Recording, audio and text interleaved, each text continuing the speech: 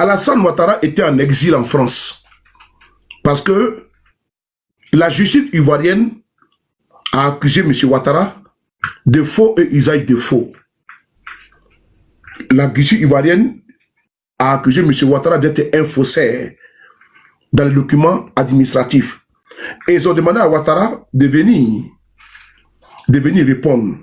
Il a choisi de prendre la poudre d'escampette pour ne pas dire la clé des champs. Alassane Ouattara a décidé de fuir. On dit que tu n'es pas ivoirien. Mais la moindre des choses là, mais tu viens prouver. Mais qu'est-ce qu'il a fait? Il a fui. Il a fui. Il est venu rester en France. Près de 5 ans. Il est resté en France ici. Et qu'est-ce qu'il a dit? Étant en France, il a passé le temps à menacer le pouvoir du président Bédié. Avec la célébrissime phrase: nous frapperons ce pouvoir moribond, il tombera. Oui, c'est ici Ouattara a dit, dans le journal Le Patriote, qui est encore là, pour ne pas dire le journal Mille Collines. Il dit, nous frapperons ce pouvoir moribond et il tombera. Les preuves surabondent, les preuves sont là. C'est Ouattara qui a dit ça en France. Et en 99, il a dit ça en septembre. Il a même dit également qu'il va rentrer en 2000 dans son pays.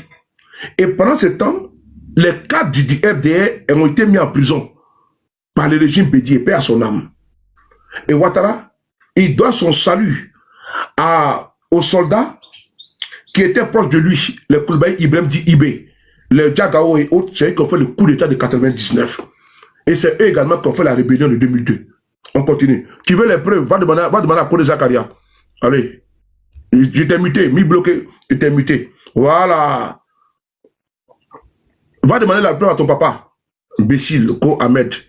Abatar sauté, tiens. Voilà. Abatar sauté, voilà. Impeccable. Maintenant, on y va. On écoute ici.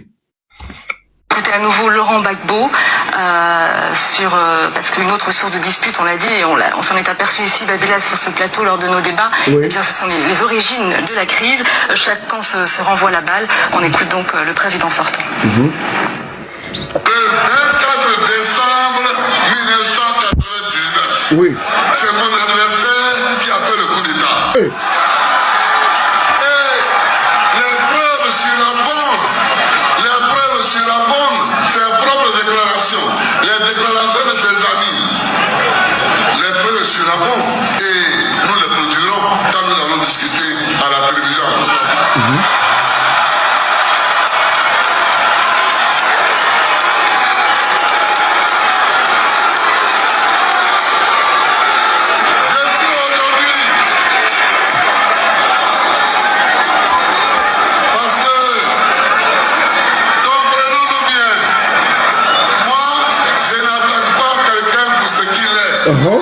J'attends quelqu'un pour ce qu'il fait. Parce que les faits laissent toujours des traces. Le 24 décembre 1999, c'est mon adversaire actuel qui est l'auteur du coup d'État qui a envoyé Konan Bédié à l'exil.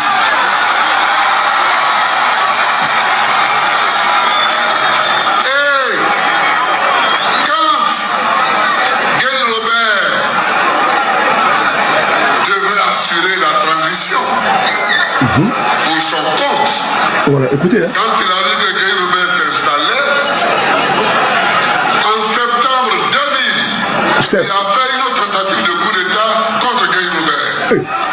C'est ce qu'on a appelé le complot du cheval blanc. Souvenez-vous, il ne faut pas que les Ivoiriens oublient. Il ne faut pas que les Ivoiriens s'oublient. Et c'est vrai. On ne peut pas oublier, on ne peut pas effacer un pan de notre histoire. C'est important. Voilà, tu vas le dire à ta maman là-bas devant. Voilà, merci beaucoup. Et toi, tu es perspicace. Voilà, tous les enfants de drogués là, tu es au bâtard sauté. J'aime ça, hein, quand tu bloques, ça fait mal. Hein. C'est-à-dire que tu es en train de regarder mon direct comme ça, et puis un coup tu vois Van. C'est-à-dire que tu ne me vois même plus encore. Et ton bâtard sauté.com. Voilà. Merci beaucoup, Ivoirois. Gbagbo dit, souvenez-vous, Les RDR, là, vous pouvez regarder la vidéo, hein. Mais dès l'instant, tu mets commentaire déplacé là. Ici, là, c'est frappe chirurgicale. B52, t'attends, bouyaka. Tu vois frappe devant toi, on t'a déjà bloqué. Ok, bâtard sauter en même temps. Donc, c'est mieux que tu regardes, tu ne me commandes pas. Voilà. Allez, comment tu vas? Est-ce que tu vas bien? Voilà. Bonne année à toi. Hein. Donc, c'est mieux que tu regardes, tu ne commandes pas. Sinon, tu as oublié bâtard. Ils sont très rapides, les modérateurs là. Non, ils sont très tranchants. Donc, Babo dit de ne pas oublier notre histoire. Je l'ai dit, des étudiants, un peuple sans histoire est un monde sans âme. C'est notre histoire. Mais Ouattara veut effacer cette histoire. On les appelle les révisionnistes, Simon Koala. Les révisionnistes 2.0. Ils veulent refaire l'histoire de notre pays à leur manière. Ils veulent réécrire notre histoire. Ils veulent nous empêcher de transmettre. Voilà pourquoi souvent, j'ai dit, il ne faut pas occulter le fait que mon président Guillaume Soro a été membre de la rébellion d'Alassane Ouattara. C'est son parcours également.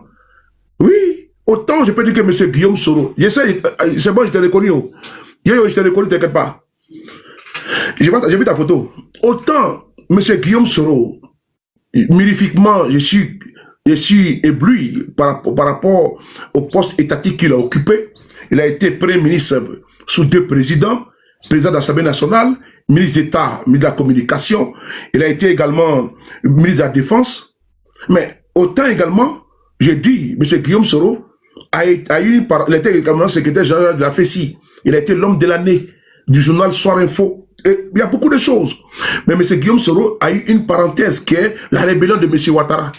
Voilà. Mais ça ne dénature pas la personnalité. Voilà. Intrinsèquement, c'est une personne qui a des qualités, qui a des valeurs et qui a un leadership incontesté et incontestable. Donc, voilà pourquoi souvent vous voyez que moi, je ne suis pas mal à l'aise. Dans l'instant, je suis confronté à un débat sur la rébellion. Ceux qui sont vraiment dans les contorsions, c'est les militants du RDR. Parce que les jours paient. Ils trouvent que M. Guillaume Soro n'a absolument rien fait pour que M. Ouattara devienne président. Mais les jours impairs, ils imputent toute la responsabilité à M. Guillaume Soro. Vous voyez, alors que nous sommes constants, nous sommes objectifs. Voilà pourquoi je dis, à chaque fois que je suis confronté à ces débats-là, que nous avons déjà évité depuis des années. Hein. Donc il y en a qui reviennent toujours au galop. Voilà, mais bon, chasser le naturel, il viendra toujours, n'est-ce pas? Il reviendra toujours. Voilà. Donc moi, je ne peux pas empêcher les militants du RDR d'être dans la falsification et dans le troncage des faits. Et donc moi, j'ai tout conseillé à mes camarades de ne pas être mal à l'aise et d'avoir des arguments. Parce que nous avons les arguments déjà pour soutenir face à n'importe quel contradicteur ou débatteur. C'est notre histoire. Et quand Babo dit, l'histoire de M. Ouattara, c'est l'homme qui s'est toujours dérobé, caché derrière les autres. Ouattara n'a seulement rien fait. Voici quelqu'un qui est apparu, qui est venu de nulle part. Et je l'ai dit de nulle part, flanqué dans la société voltaïque. C'est pas moi qui l'ai dit. Mais il y a la Cour suprême de notre pays, mais qui a documenté ça. Il faut que ce soir, jusqu'à 19 h, on va faire une vidéo d'anthologie. Et je vais vous parler également de l'assassinat de Ahmed Bakayoko. Avec des preuves irréfutables. Je l'ai dit encore, ce soir, j'ai fait cassement des dalles. Il ne suffit pas de parler. Je vais vous montrer les documents qui corroborent mes propos. Voilà. Comment Ambak a été assassiné par le régime Ouattara. Et d'où Bitogo également est dans la ligne de mire. C'est important. Je vais vous donner toutes les preuves ici, aujourd'hui. C'est vraiment clair écrit. Hein? C'est les articles qui sont là. Je vais vous donner des références pour que vous-même partez voir. C'est très important, c'est capital. On n'est pas là pour les VBH creux. Et donc, le PDCRDA, on va laisser un petit peu la vidéo de Tiakone qui dit pratiquement après avoir égrené le parcours chaotique au niveau administratif de ce monsieur, on va écouter si Tiakone en 2 minutes, mais il va nous faire une conclusion que c'est un homme qui est de mauvaise foi. Monsieur Ouattara est de mauvaise foi. Vous allez écouter, vous allez voir. Monsieur Tiakone, il est où? Monsieur le Président, s'il vous plaît, on a besoin de vous ici pour le tribunal de l'histoire. C'est important. Parce qu'on ne va pas vous laisser aujourd'hui. Voilà. De la manière que vous avez payé le PDCI à monnaie de singe, Anaki Kobena à monnaie de singe, Guillaume Soro à monnaie de singe, Ambak à monnaie de singe, Ouattara à monnaie de singe, c'est ici que je vais concasser votre communication du RDR. Il ne faut pas faire confiance au RDR parce que c'est des bandits. On va ici écouter Tiakone en quelques minutes. Parce qu'il n'aime pas la vérité. Et d'ailleurs, on va écouter Fologo à la mort du président Houphouët-Boigny. Qu'est-ce qu'Alassane Ouattara a voulu faire? Avant d'aller écouter, quand on appelle ça Tchakone, on va écouter d'abord de l'ordre de Fologo. Quand le président Houphouët-Boigny est décédé, Ouattara a voulu faire un coup d'état sur le corps du président Houphouët-Boigny. Voilà, c'est important. Tout ça là, on ne connaît pas, certains ne connaissent pas. Il faut que on dise la vérité à nos enfants d'aujourd'hui qui ont 21 ans et qui disent qu'ils sont alassanistes. Écoutez-les. Attendez. Le roi de Fologo. Monsieur le Président, venez. Oui, parce que dans notre constitution, le poète aurait qu'il accepte. Peut-être une dizaine de jours avant la mort du président Houphouët-Boigny, oui. Le président Houphouët-Boigny était agonisant à Yamoussoukro. Oui. Il était revenu de Genève. Oui. Et il était agonisant à Yamoussoukro. Oui. Monsieur Ouattara, Premier ministre, qui était en fait le chef de l'État. Oui. Parce que dans notre constitution, lorsque le président de la République est... Tu dis qui a tué Ambak? C'est le RADP qui a tué Ambak. Je vais tout à l'heure, je vais vous donner les preuves. Il ne faut pas te presser. Je vais vous donner les preuves. Voilà. Quand moi je parle, je vais vous donner des sources. Et des sources qui sont là, vous pouvez aller vérifier. Vous pouvez appeler à la rédaction pour voir si ce que ce parler a dit c'est faux. Je vais vous montrer tout à l'heure. Le président Houphouët n'était même pas encore décédé. Et Alassane Ouattara a voulu faire un coup d'état. Qui le dit? C'est le président Laurent Dona Fologo. C'est lui qu'on appelle la fologogie. Lui qui a créé la fologogie là.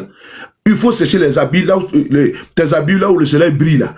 C'est-à-dire que lui, il n'est pas antipathique des régimes. Il est toujours en phase avec tous les régimes. Que ce soit socialiste, que ce soit de la droite, dont il a été avec tous les régimes, dans tous les soupes. Il a goûté à toutes les soupes. Donc, le Fologo, il a travaillé avec tous les régimes. Je l'ai croisé ici, à Paris, en face de la mairie du 18e. C'était ma première et la dernière fois, paix à son âme. Donc, ça les bénédictions. J'espère que tu te portes bien, divine. Le président Houphouët-Boigny était agonisant. Il n'était même pas encore décédé. PDCI RDA. Il faut écouter ça. Hein. Vous qui êtes là-bas au PDCI, les anciens là, il faut faire écouter ça à la nouvelle génération. Les torts que M. Ouattara a fait. Parce que c'est le PDCI qui a donné une chance étatique à M. Ouattara. Mais Ouattara n'était pas censé faire de la politique en Côte d'Ivoire. Il était venu pour le redressement structurel et autres. Parce que la Côte d'Ivoire traversait des moments difficiles économiquement parlant. Mais on n'a pas dit à M. Ouattara de venir charcuter, balafrer notre pays, massacrer son peuple par milliers, et puis s'asseoir pour devenir président. C'est pas ça qu'on avait dit à M. Ouattara.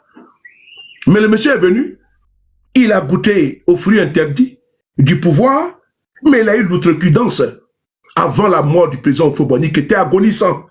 Lui qui parle là, c'est un sachant. C'est le président du PDCA à l'époque, si je ne me trompe pas, Laurent Dona Fologo. C'est lui qui va faire, il sera bouclier, il va donner sa partie pour dire non. Parce que Ouattara est en train de faire un parricide. Puisqu'il appelle le président Houphouët-Boigny le père. Mais le père agonisant. Ouattara va donner le coup de grâce. Mais allez-y me poser la question, si ce n'est même pas la base de la mort du président Houphouët-Boigny, si ce n'est pas précipiter la mort de ce monsieur. Parce qu'il faut qu'on s'interroge. C'est ce deux oufétistes là, ces arrivistes parvenus, qui sont arrivés de nulle part, qui s'approprient le nom abusivement ou le nom Oufoué. Mais un oufotiste baroque, loufoque, mais on va aussi écouter Houphouët-Boigny mourant, mais il veut tuer le vieux. Fait coup d'état contre Houphouët-Boigny, PDCI, Blafang, et puis venez écouter PDCI, Blafang, venez écouter. On va parler ça à Blani, à Baoulé. Monsieur Ouattara, écoutez. La mort du président Houphouët-Boigny. C'est la démission. Le président Houphouët-Boigny était agonisant à Yamoussoukro. Oui. Il était revenu de Genève. Partagé. Et il était agonisant à Yamoussoukro. Oui. Monsieur Ouattara, oui. Le ministre, qui était en fait le chef de l'État. Oui. Parce que dans notre constitution, lorsque le président de la République est empêché, c'est le Premier ministre qui le représente et qui gère l'État. Je peux donc dire que M. Ouattara était pratiquement le chef de l'État en Côte d'Ivoire en 1992 et en 1993. Oui. 2 années où le président Houphouët-Boigny physiquement ne pouvait plus venir. Ça, c'est une réalité. Et il sait que c'est vrai. J'ai dit que M. Ouattara, sachant que je suis le secrétaire général du parti du président Houphouët-Boigny, oui. Le plus grand parti de l'époque, oui. N'est-ce pas, m'a appelé, Oui. a eu une rencontre avec moi chez lui, m'a proposé d'être avec lui pour que la Constitution, quand le président viendrait à mourir, ne soit pas appliquée. Maître. Vous voyez, voilà pourquoi je ne peux pas m'attendre à la mi-temps du RDR. Je n'aime pas les falsificateurs. Je n'aime pas les tronqueurs, les révisionnistes. Parce qu'on veut calquer une image à M. Ouattara qui ne correspond pas à ce monsieur-là. Ça ne correspond pas à M. Ouattara. Avant la mort du président, c'est-à-dire que Oufo Boigny était agonisant. Ouattara appelle le secrétaire général du PDCI pour lui dire que si le président venait à mourir, il ne faudrait pas que la Constitution soit respectée. Mais que disait la Constitution?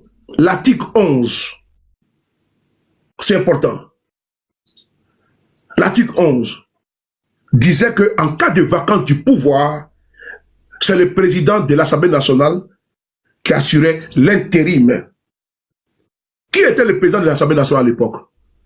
C'était le président Henri Konan Bédié. Nous sommes témoins ici. Comment le président Bédié s'est retrouvé à la RTI pour aller lire les discours?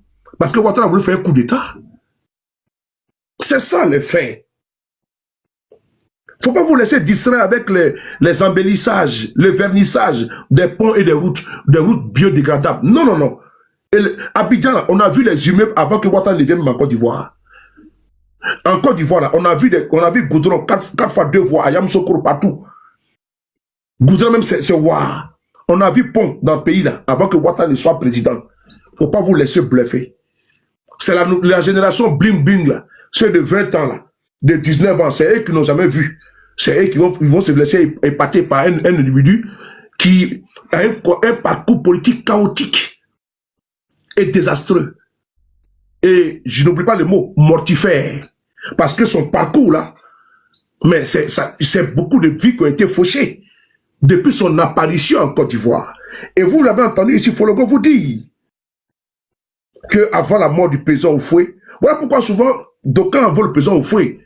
Mais Oufoué, c'était un boulet qu'il avait, n'est-ce pas, dans son pied, qu'on lui a imposé, afin de pouvoir ajuster l'économie ivoirienne, assainir, puisqu'il a été présenté comme étant un brillant économiste.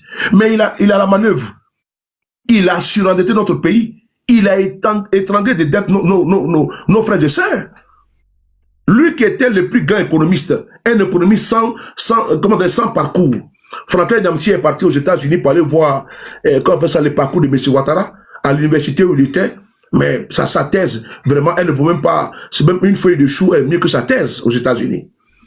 C'est important. Et donc, Fologo vous explique. Et même ils avaient du mal. Ils ont fait venir un individu qui ne savait pas. En réalité, ils ne le connaissaient pas. Mais même le président, paix à son âme, Thomas Isidore Noël Sankara. J'ai lu ici, je vous ai fait part des secrets de Essi Amara avant son décès. Je ne sais pas si l'étoile est là. Des documents confidentiels que j'ai publiés. J'ai fait des vidéos. Essi Amara. Quand le président Thomas Sankara avait appelé Alassane Ouattara pour qu'il soit ministre au Burkina Faso, mais Sankara a dit que Ouattara est un traître pour l'Afrique. Le Burkina a tout donné à Alassane Ouattara, jusqu'à la bourse, tout. Mais Ouattara a refusé de venir servir sa patrie. C'est Sankara qui l'a dit. Diallo, qui est son ami d'enfance, avec lequel il est parti aux États-Unis. Et puis il a été reçu par l'ex-ambassadeur de la Côte d'Ivoire aux États-Unis. Il a expliqué. C'est important. On va d'abord, vous avez vu Fologo ce qu'il a dit? Alassane Ouattara, le président Oufo Boigny était agonisant. Et Ouattara appelle Fologo pour que si le président arrivait à mourir, il faut qu'il fasse un coup d'État. Hein? Mais là, c'est quand même grave. C'est quand même gravissime. Mais est-ce que les jeunes de maintenant le savent? Ils ne savent pas ça. Mais c'est les faits. Et je ne suis pas ici en train de dépeindre l'image du monsieur. Non. C'est son parcours. C'est dans son CV politique. Et ça, ils veulent balayer d'un revers de main et nous vendre l'image de quelqu'un qui est angélique. Oui, qui est angélique, qu'on doit sanctifier et béatifier. Non. Nous, on doit restituer les faits, uniquement que les faits. Il ne faut pas les travestir. Qui est Ouattara? Qu'est-ce qu'il a fait? Son parcours. On va ici le dépiécer. Et dire au cas du RDR ce qui les attendent. Parce que la soupe, elle sera très amère. Ils vont boire des calices jusqu'à la lit. Parce qu'on ne dîne pas, on ne soupe pas avec un dictateur. On le combat idéologiquement et par tous les moyens. On écoute ici. Moi, je suis lui, que je suis le secrétaire général. Physiquement, ne pouvait plus venir. Alma Diallo, oui, merci beaucoup. C'est une réalité. Et il sait que c'est vrai. J'ai dit que M. Ouattara, sachant que je suis le secrétaire général du parti du président Faure-Boigny, le plus grand parti de l'époque, Oui. n'est-ce pas, m'a appelé, Oui. a eu une rencontre avec moi chez lui, m'a proposé d'être avec lui pour que la Constitution, quand le président viendrait à mourir, ne soit pas appliquée. Et Je vous le dis. vous avez dit, Wow, wow, wow. Faure-Boigny, qui a fait venir Alassane en Côte d'Ivoire, c'est Alassane qui décide de donner un coup de poignard au vieux. Un coup de poignard au vieux président Faure-Boigny.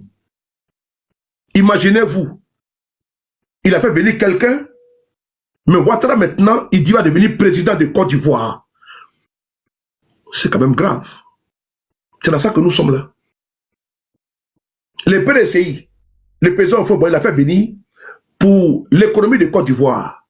Ouattara est venu, il a pris goût au pouvoir. Il dit qu'il va devenir président. Sous Faure-Boigny même était couché, malade, agonisant. Le vieux n'est pas mort. Il a fait taper d'eau au président Faure-Boigny. C'est les faits.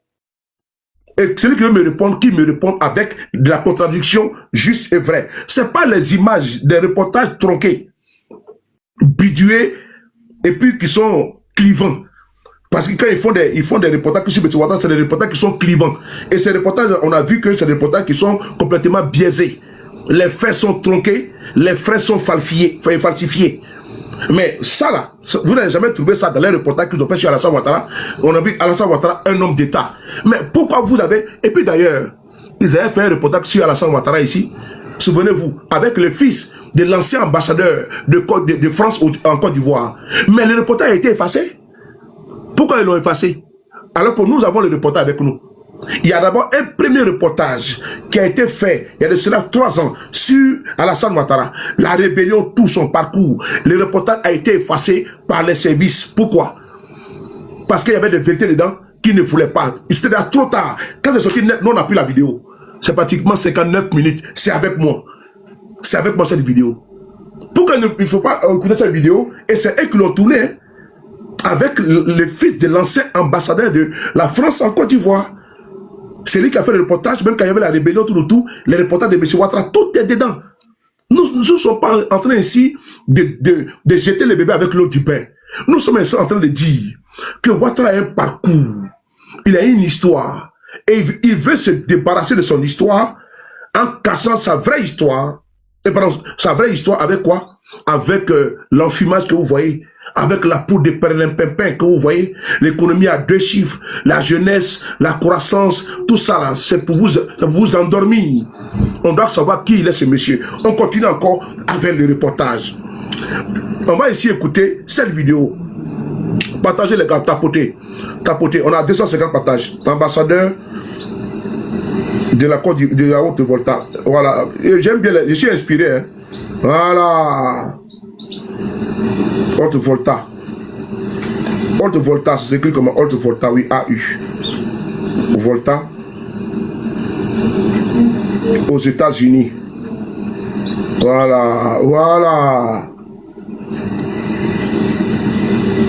La vidéo est où? On va sortir. Il parle d'Alassane Ouattara. C'est là, on écoute ici. Les étudiants sont là. Ouais. Alors, moi je suis parti dans un grand hôtel où on avait reçu tous les étudiants qui venaient du continent africain. Ils étaient des milliers, l'hôtel était immense. Hein. Et l'hôtel s'appelait Aldrin. Oprah. Alors, et là, je demande, bon, mais comme on me pêche les étudiants voltaïques. Voilà. Et le monsieur qui parle là, c'est l'ancien ambassadeur du Burkina Faso, l'ex-Haute-Volta, aux États-Unis. Il vous explique qui est Alassane Ouattara.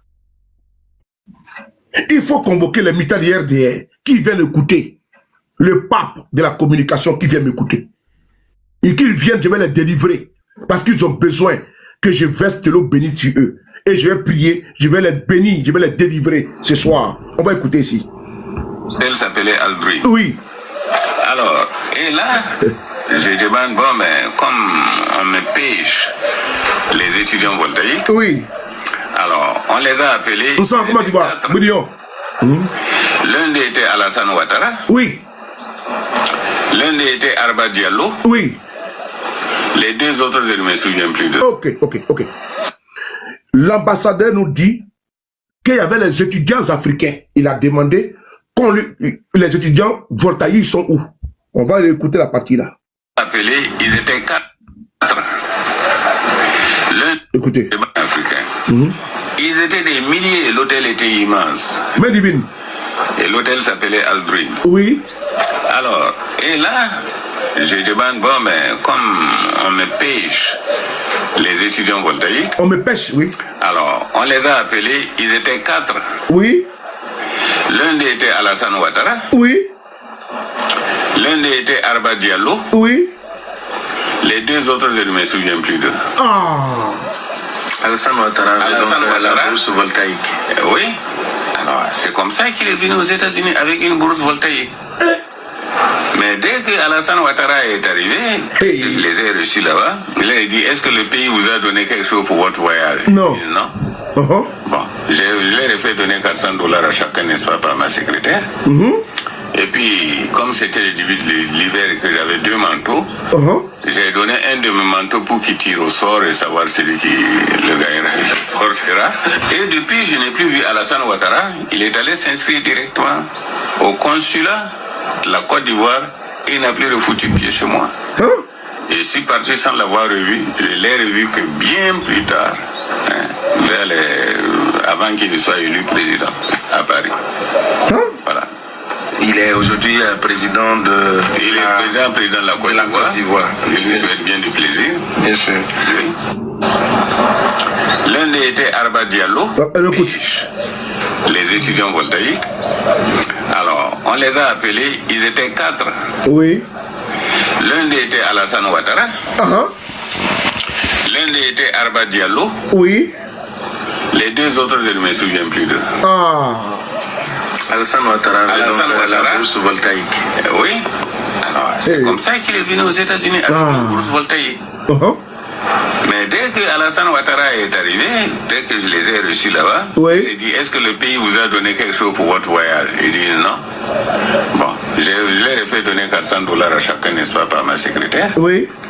Et puis, comme c'était le début de l'hiver et que j'avais 2 manteaux, j'ai donné un de mes manteaux pour qu'il tire au sort et savoir celui qui le gagnera et le portera. Et depuis, je n'ai plus vu Alassane Ouattara. Il est allé s'inscrire directement au consulat de la Côte d'Ivoire et il n'a plus refoutu pied chez moi. Il mange en Côte d'Ivoire. Sans l'avoir revu, je l'ai revu que bien plus tard, avant qu'il ne soit élu président à Paris. Mais voilà. Il est aujourd'hui président de... Il est président de la Côte d'Ivoire. Je lui souhaite bien du plaisir. Voilà. Là, c'est qui? C'est M. Ouattara qui est là toujours. Mais on n'a pas encore terminé. On va essayer d'écouter Tiakone chez Alassane Ouattara. Parce qu'il faut qu'on parle. Il faut que les faits soient retranscrits. Vous allez voir que Tiakone, voilà pourquoi on dit, il ne faut pas dîner avec les diables. Bitogo aujourd'hui est dans la ligne de mire. C'est lui qui disait ceci. Quand Guillaume Soro était dans la tourmente, on va essayer d'écouter ce que Bitogo disait. Quand M. Guillaume Soro était pourchassé. Mais aujourd'hui, comment Bitogo est remercié et comment Ambak a été remercié, vous allez voir ici en exclusivité. On écoute ici, Bitogo. Oui, on y va. Alors, oui. Le 27 janvier. Oui.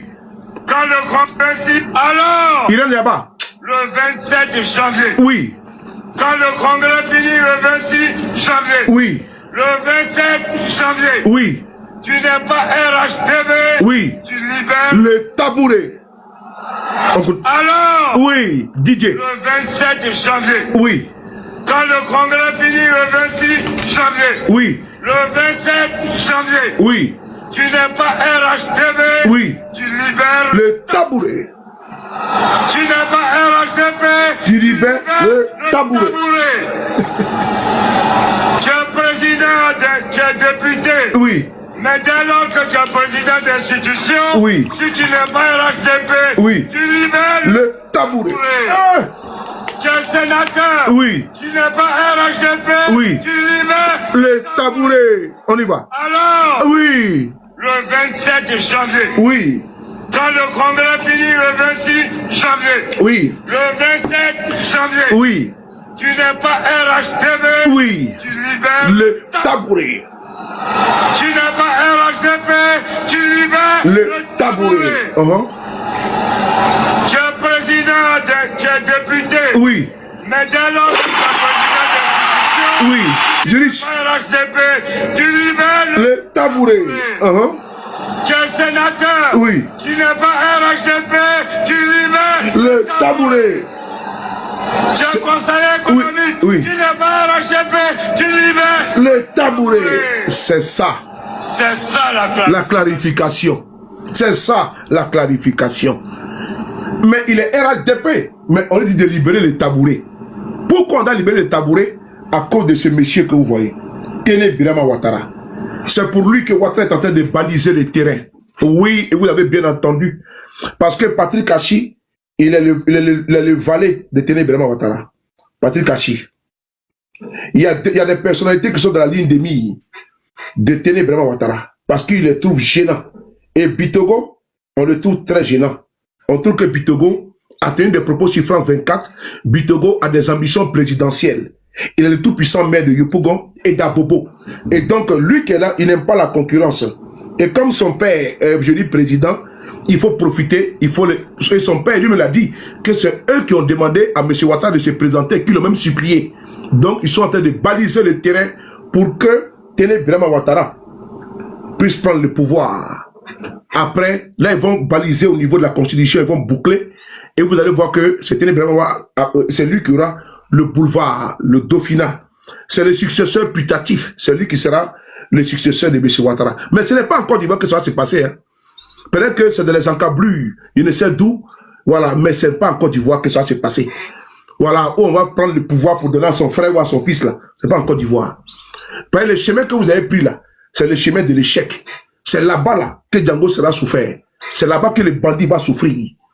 Et comme vous êtes des braqueurs, pour emprunter le mot du président Babou Laurent, vous avez fait un braquage. Et donc, vous, maintenant, le partage du butin, on doit donner tout au fils. Nous, on vous attend, on n'est pas pressé. C'est là que vous allez mordre la poussière. Ça va vous surprendre, ça va vous étonner. Si vous pensez que facilement comme ça. En Côte d'Ivoire, il y a un militaire qui a été au pouvoir, Guy Robert. Mais malgré militaire Yara, l'état général, mais il a été chassé. Parce que vous n'avez pas encore, vous mettez votre disque à jour hein, dans ce pays-là, qu'on appelle Côte d'Ivoire. Militaire général a été au pouvoir ici. Les Henri César Sama Damalan, les Palinfo, et tous étaient là. Des militaires du top aux affaires. Mais quand c'est gâté là, ils ont mis dedans. Ils ont pris la clé des champs. Si vous pensez que c'est dans ce pays-là, qu'on va prendre celui-là pour le mettre, comme si c'était un royaume, quoi. Ce n'est pas le royaume de Sendou, où M. Ouattara, son défunt père à son âme, était le roi de Sendou. Ce n'est pas une royauté, hein. Ce n'est pas un royaume où c'est de père en fils, hein. C'est pas l'Arabie Saoudite, ce n'est pas le Maroc. Et ce n'est pas également la Jordanie, ou bien la Belgique, ou l'Angleterre. C'est pas là-bas. Nous sommes en République de Côte d'Ivoire.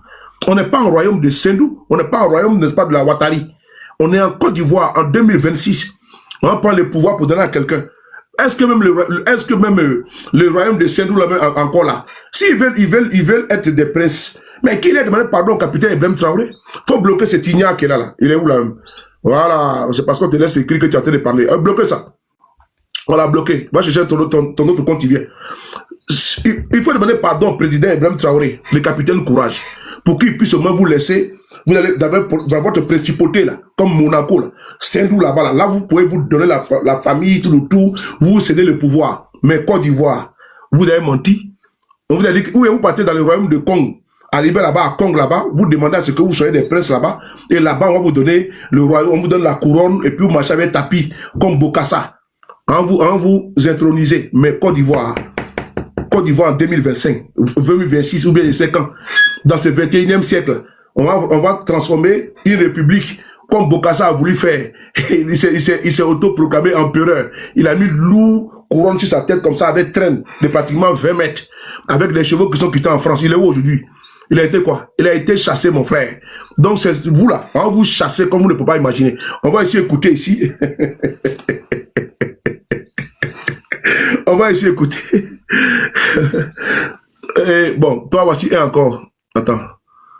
Voilà. On va pas, voilà. Voilà, attendez. Le RDL là. Moi, je suis pas votre camarade, tiens. Nebi bâtard sauté, tiens. Allez, bloquez ça. Mon frère Armel, tous mes respects, il y a un amoravide qui est là. Il y a un amoravide là. Les amoravides du RDL. Je sais pas, vous venez comment dire, polluer ma page. Che Guevara. Tiens, mon bâtard sauté là, donc. Plobacus, ils sont en train de les allumer, tiens. À demain, ils sont là, ils sont fâchés. Mon niveau, c'est parti. On va essayer d'écouter Tia Kone. Tia Kone, là, vous tapez YouTube, la vidéo est là-bas. Qui est Draman Ouattara? Voilà pourquoi il faut que je suis en train de faire le parcours. Je vais par dose homéopathique. Je suis en train de... Voilà, PDCI. Asseyez-vous, ça c'est votre tour d'abord. Avant que j'essaie de tout parler maintenant avec Ambak. Ça c'est PDCI d'abord. Votre tabouret, on va écouter. Céleste, on écoute ici. PDCI, écoutez. C'est qui ça? On va essayer d'écouter PDCI, Blafan, d'après. Écoutez ici, voilà. Écoutez. Puisque les résultats des investigations menées par la juridiction constitutionnelle permettent d'établir que celui-ci n'a eu cesse de se réclamer de la nationalité voltaïque ou burkinabé avant et après son apparition en Côte d'Ivoire en 1982. Apparition même. Ainsi. Oui. Le dossier révèle qu'Alassane Ouattara, né le 1er janvier 1942 à Dimboko, qui a pu se rendre aux USA, s'est fait enregistrer dans les documents de voyage comme étant de nationalité voltaïque. Merci.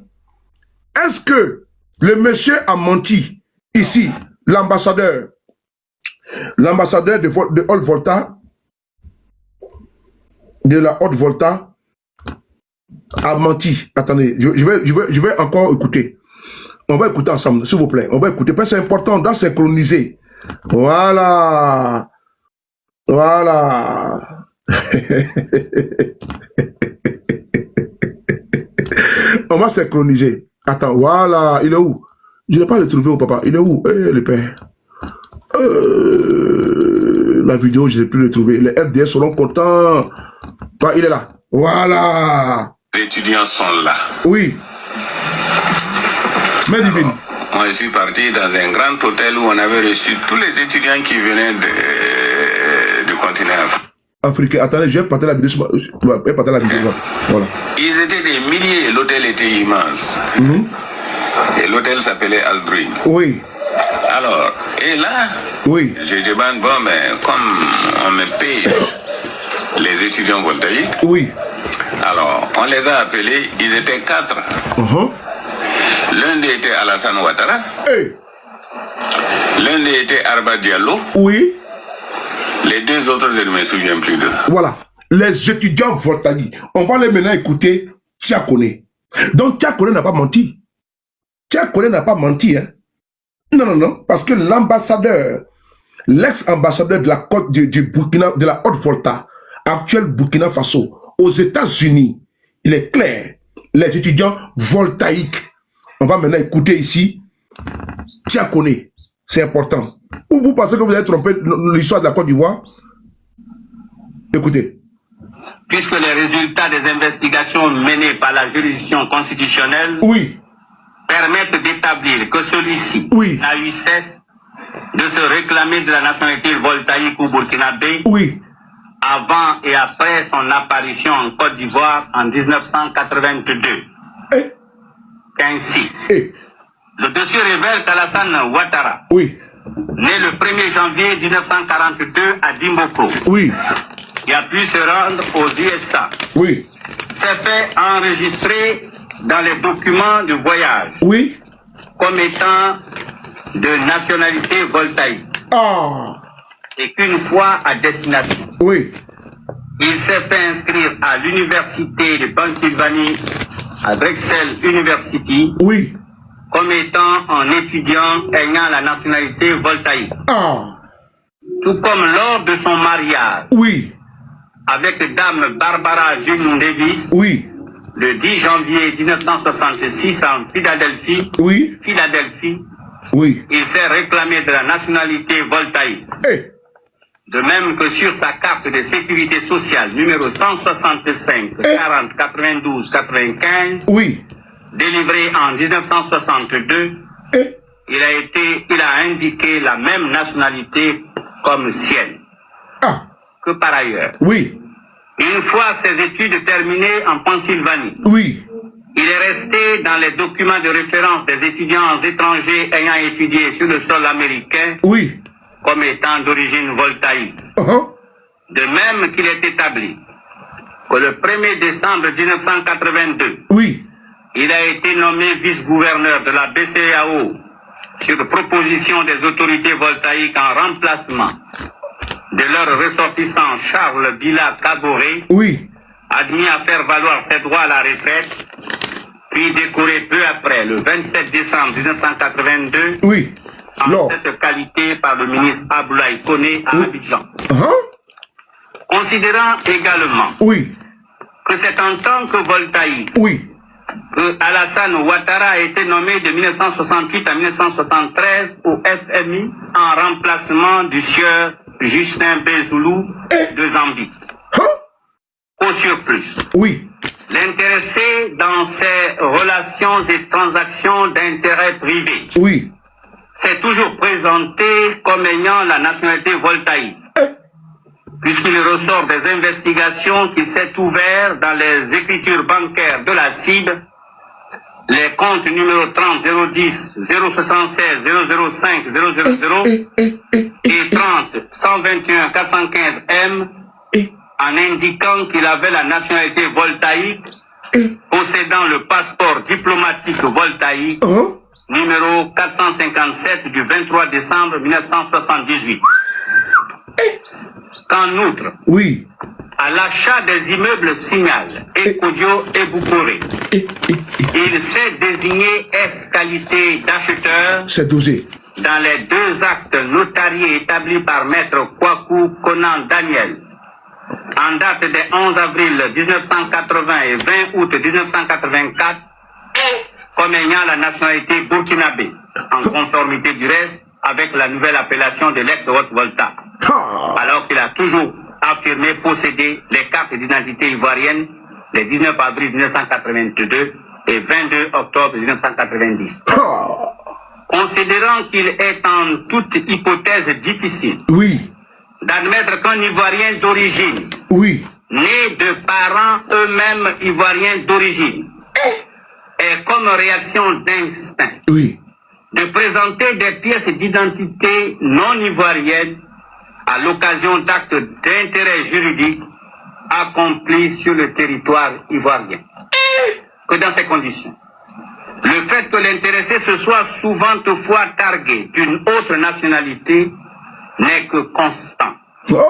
Et que celui-ci ne saurait fléchir à l'idée que toutes les pièces recueillies et se rapportant aux différents faits articulés ne seraient que des photocopies, ne comportant que des imitations de signatures de l'intéressé, puisqu'il appelle de nos investigations que les originaux des 10 actes, dont certains font foi jusqu'à inscription de faux, existent bien sur le territoire national et qu'ils peuvent à tout moment être consultés. Un faussaire. Au surplus.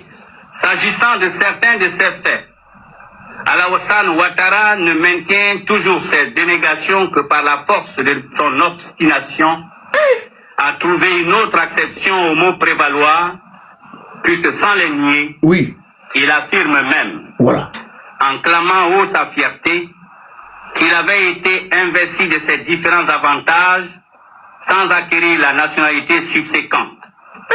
Qu'ainsi, à l'occasion de son investiture en tant que président du RDR en août 1999, il n'a pas manqué d'affirmer qu'il était fier d'avoir été vice-gouverneur pour le compte du Burkina Faso, tout comme il l'était d'avoir été de 1968 à 1973 au FMI département Afrique en tant que Burkinabé.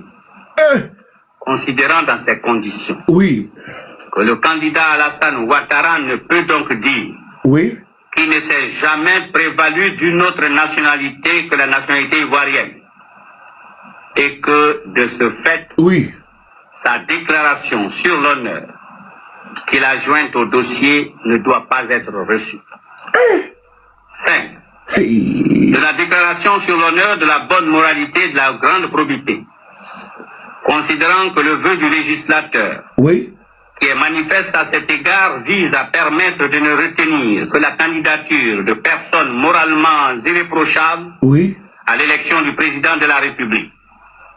Que de ce fait, un candidat qui affirme ne s'être jamais prévalu d'une autre nationalité, alors qu'à diverses reprises, parfois même à l'occasion des actes publics et même authentiques, il s'est ostensiblement targué de la nationalité burkinabé ou voltaïque, qui produit à la date du 16 août 2000 un certificat de nationalité de son père, pourtant décédé et enterré à Saint-Dou en République du Burkina Faso, qu'il fait néanmoins résider à la date de la délivrance de l'acte à Abidjan, qui réussit, avec le concours de personnes moins âgées que sa prétendue mère, le moyen de se faire délivrer un certificat d'individualité non signé du juge constatant une concordance d'identité de sa mère avec Cissé Nabindou ne peut être considéré comme étant d'une bonne moralité et d'une grande probité. Considérant qu'il résulte de tout ce qui précède que le candidat Alassane Ouattara ne réunit pas toutes les exigences légales pour être candidat à l'élection présidentielle 2000 et qu'en conséquence, il importe de ne pas faire figurer ses noms et prénoms sur la liste définitive des candidats.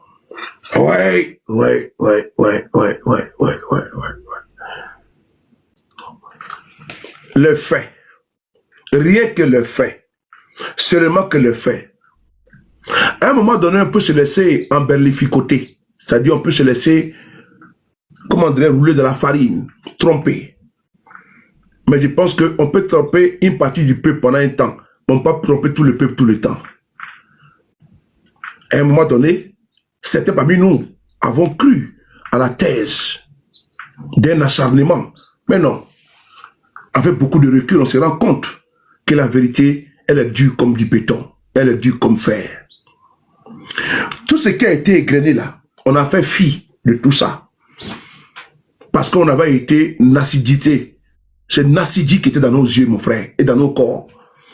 Aveuglement, en train de vociférer. D'autres ont donné même de leur vie. Aujourd'hui, ils paient le lourd tribut. Commençant par son parcours estudiantin, son mariage à Philadelphie, sécurité sociale en 1962, étudiant étranger, association, vice-gouverneur de la BCAO, de 1968 à 1973 au FMI, et comme achat des immeubles Signal. Bon, tout ça là, ça a été mis avec un acte notarié, c'est-à-dire acte de notaire. Tout est là. Tout est là. Malgré ça là, il dit c'est blanc. C'est blanc. Je pense que à un moment donné, on doit faire les états généraux de la nation. On doit faire une justice transitionnelle qui a eu lieu en Afrique du Sud, qui a eu lieu également au Rwanda, pour qu'il y ait vérité, justice, pardon et réconciliation. Parce que ce monsieur-là, s'il y a eu glaive dans notre pays, il a la base. Les fils de la Côte d'Ivoire qui sont aujourd'hui pourchassés, traqués là, on ne peut pas laisser ces fils-là entre les mains de M. Ouattara. Non, jamais. Mais il se trouve des cupides, des situations professionnalistes, des opportunistes pour se mettre toujours au service de ces messieurs. On trouve des gens même sur des panels qui ont donné leur honneur et dignité aux chiens, pour ne pas dire aux charognards, aux hyènes. Ils viennent nous vendre une autre image complètement lunaire de l'individu, qui aujourd'hui a mis à coupe réglée notre démocratie et nos acquis démocratiques. Notre combat, ce n'est pas contre l'individu, c'est contre les systèmes qui l'utilisent également pour assujettir et pour, comme des rasieurs, comme des prévaricateurs, piller systématiquement nos richesses.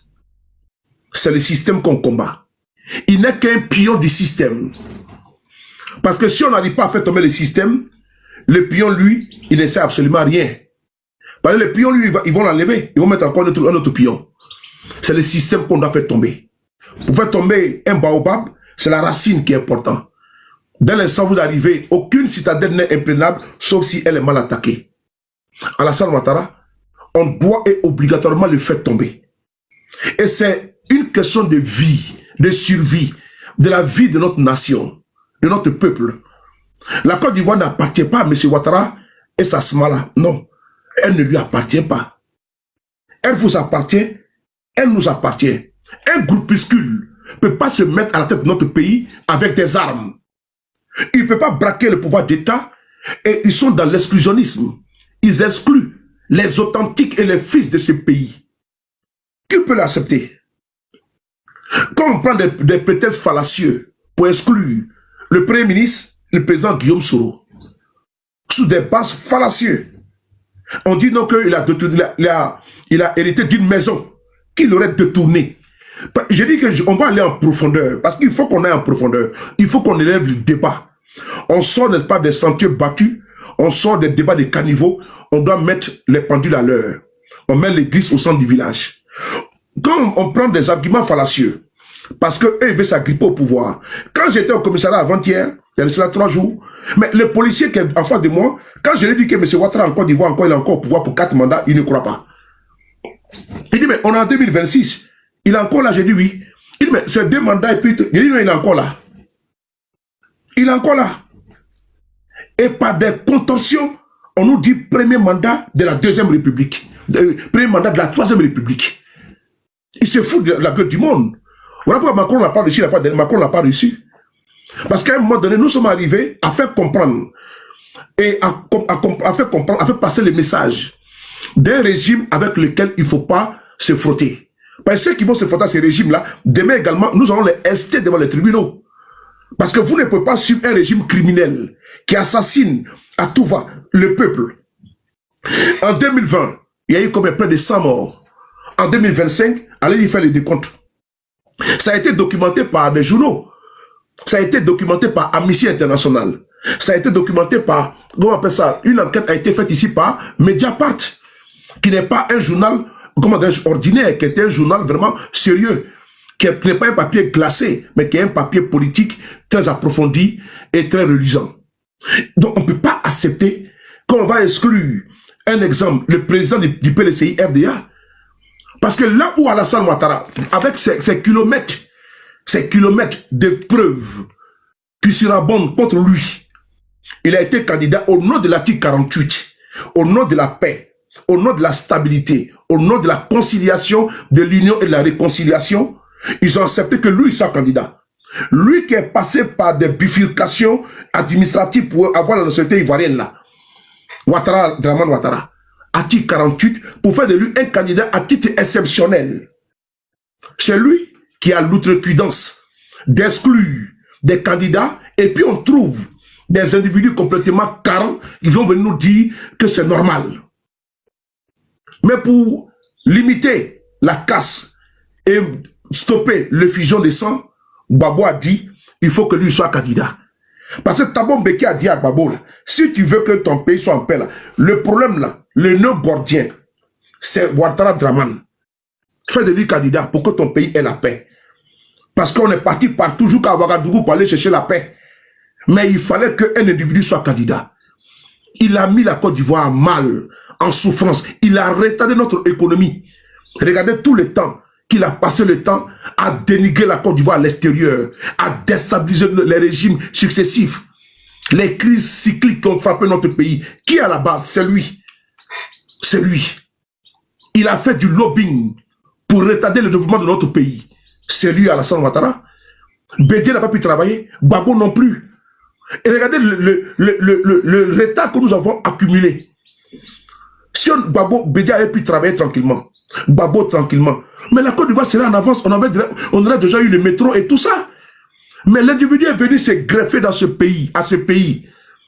Il a balafré ce pays-là à tous les niveaux. Au niveau anthropologique, au niveau social, au niveau économique, au niveau politique. C'est ce monsieur qui est à la base de notre État. C'est lui qui est à la base de notre État. C'est lui qui est à la base de notre État. Même Houphouët-Boigny vivant là, les immeubles d'Houphouët-Boigny ont été volés ici par le couple Ouattara. On a vu ici des vidéos de l'avocat de Mme Thérèse Houphouët-Boigny. Vous pouvez taper sur YouTube. Je vous donne des références sur YouTube. Les immeubles macérants. L'immeuble de Houphouët-Boigny ici là. Les appartements de Houphouët là. Mais ce couple a volé ça. Ils ont même pillé les richesses de Thérèse Houphouët-Boigny. Elle a esté le couple Ouattara au tribunal. L'État de Côte d'Ivoire au tribunal.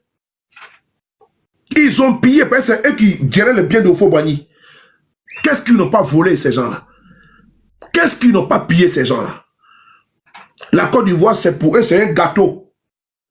Que ce soit madame, que ce soit monsieur, voici des comme ça, je sais pas moi, comme l'a dit Tiakone, avant et après leur apparition. Parce qu'ils ont apparu en Côte d'Ivoire, on ne les connaît pas. Ni Dominique, ni Ouattara, personne ne les connaît. Elle est venue dans les bagages de son mari. Lui, il est venu, n'est pas dans les bagages, n'est pas du PDCI RDA, qui a voulu l'utiliser comme un économiste pour descendre l'économie de la Côte d'Ivoire. Mais il ne savait pas que c'est le serpent, c'est une race de vipère qui fait rentrer dans notre pays. La conséquence, nous payons ça aujourd'hui cash et sans monnaie. Il dit bien cash et sans monnaie. Quand on vous dit, je vais aller sur des bases, hein, je prends le cas de M. Guillaume Soro, je prends le cas de M. Thiam et le cas de M. Gbagbo. Les trois cas là, pour qu'on puisse nous apaisantir dessus. Je vous ai dit jusqu'à 19h, on fait une vidéo d'anthologie et de profondeur. Tout à l'heure, on va partir maintenant sur la mort mystérieuse de Ahmed Bakayoko. Mais pour l'instant, on doit être concentré. Prenez les popcorn, buvez de l'eau et puis tapotez seulement. Parce que inspiration, osa kitoko, osa propre, osa là. Partagez seulement et puis on va frapponner. Ça va monter en rafale. C'est ça qu'il s'agit. On y va. Attendez, il y a un qui est là. Voilà. On va pas attendre. Bon, mon ami, tu allais créer notre compte à venir. Voilà. Faut rejoindre la troupe. Voilà, la troupe des Adomoutons. Voilà. Ici, je parle aux êtres humains. Parce que nous avons les êtres vivants. Là, en face de moi, il y a des êtres vivants, c'est des oiseaux. Et il y a des êtres vivants qui sont des animaux. Et parmi les animaux, vous êtes dans la catégorie, n'est-ce pas, des moutons. Donc c'est bon. Donc partagez les gars, tapotez les gars, tapotez les gars, tapotez les gars. Partagez les gars, partagez. Merci. Bolou, partagez les gars. Jack.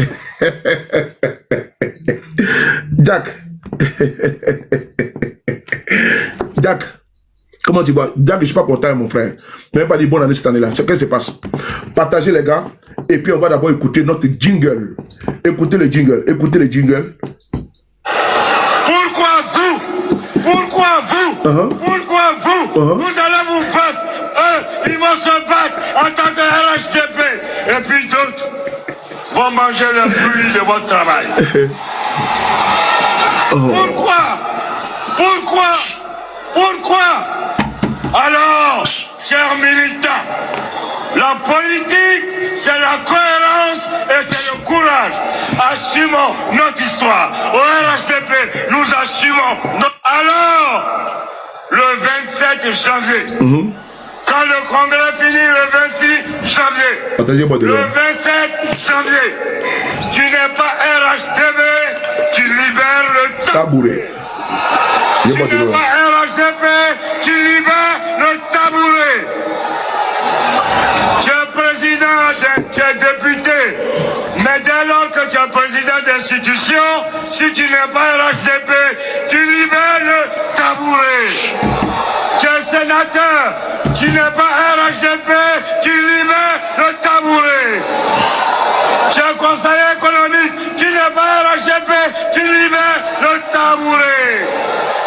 C'est ça la clarification. C'est ça la clarification.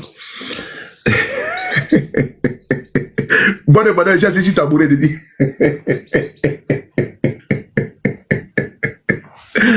On va continuer. Je vous ai dit qu'on parle du cas de M. Guillaume Soro.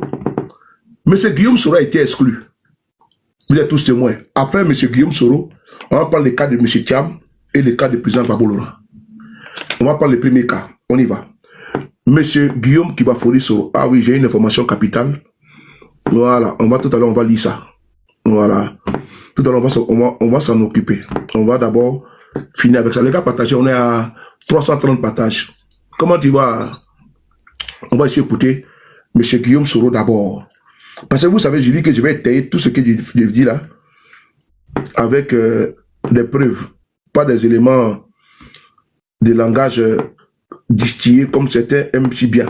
Attendez, je vais ici prendre, voilà, là c'est bon, on y va ici. Vous là. On écoute ici. Quand nous accusait, c'est quand la fin de nos... On va avancer. À l'époque, Alassane était dans l'opposition. Écoutez. Ouagadougou, Lomé. Écoutez. Pour rechercher la paix pour la Côte d'Ivoire.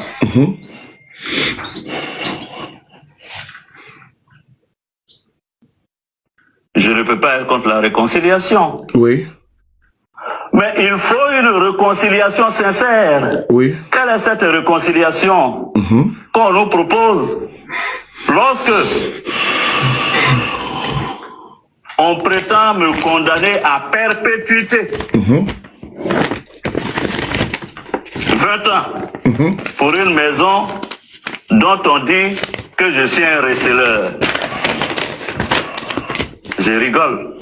Parce que cette maison, je l'ai depuis 2008. À l'époque, Alassane était dans l'opposition.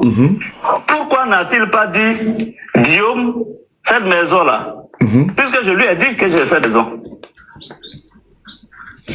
Tous ses collaborateurs sont passés là-bas, dans cette maison. Qui pour prendre un café, qui pour dîner.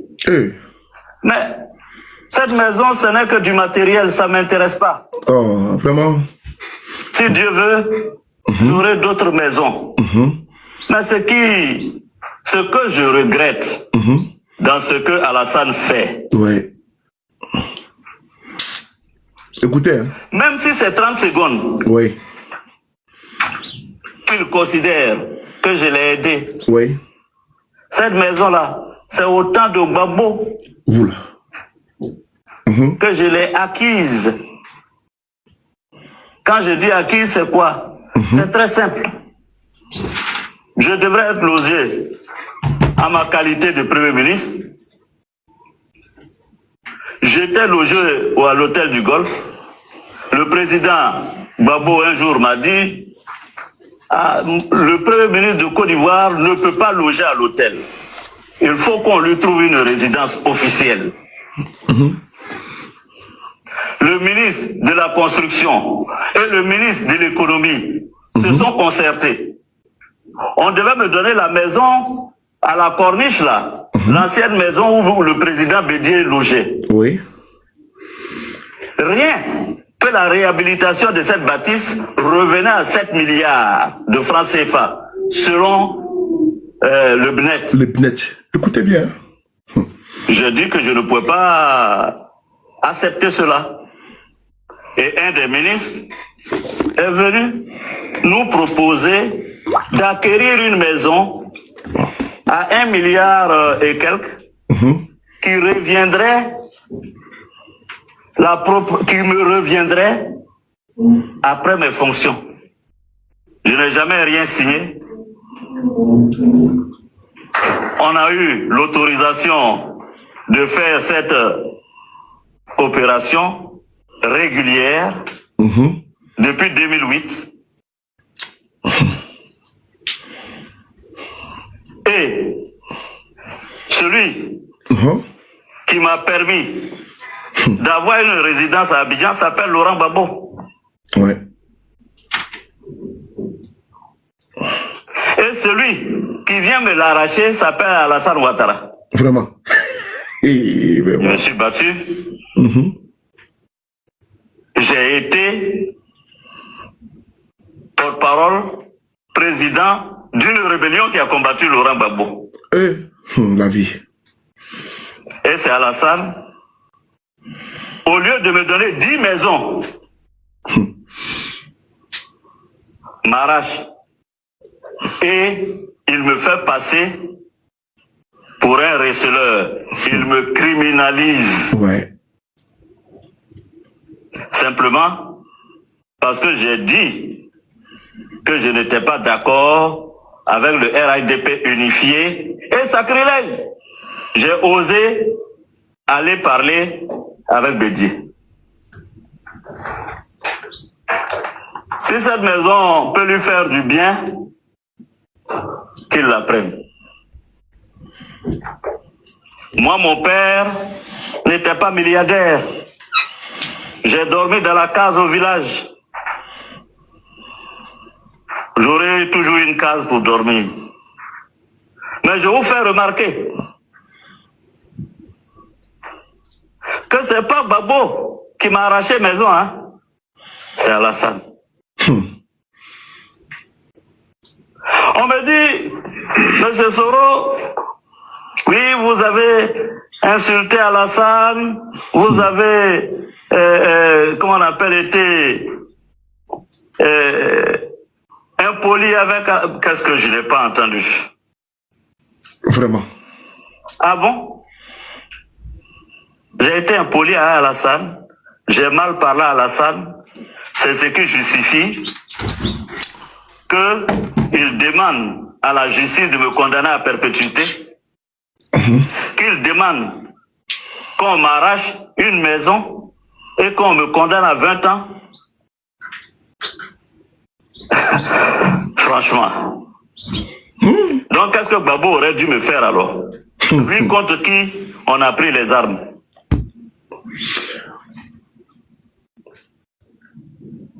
Partagez les gars et tapotez. Un royal conseil, David, soit salué. Si ça arrive au bois vert, qu'est-ce qui adviendra du bois mort? Quand le Christ, il partait le crucifier, il y a des moments qu'ils l'ont arrêté.